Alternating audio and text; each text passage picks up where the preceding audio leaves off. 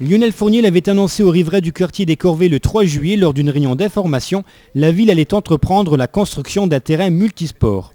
Mercredi, M. Fournier et Alphonse Monaco, adjoint au maire, se sont rendus sur les lieux afin de constater l'avancée des travaux, mais aussi afin de constater la qualité de ce concept de terrain multisport.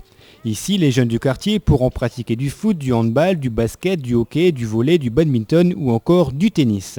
Une structure utilisable toute l'année et répondant à la demande des jeunes soucieux de se divertir pendant leur temps libre.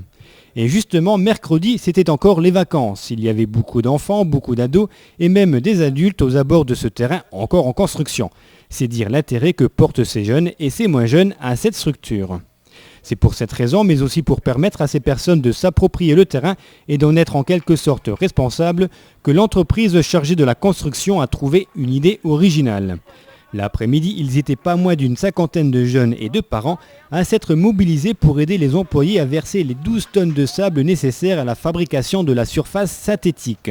Chacun à leur tour, les intérimaires de quelques heures ont porté les sacs de sable et les ont répandus sur toute la surface du terrain.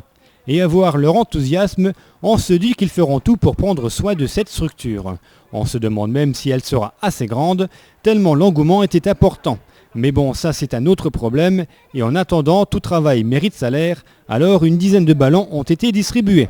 Ce mini-stadium sera totalement terminé en fin de semaine, mais certains ont déjà trouvé leur marque. Il ne reste quelques jours de vacances, alors il n'y avait pas une minute à perdre, c'était place au foot.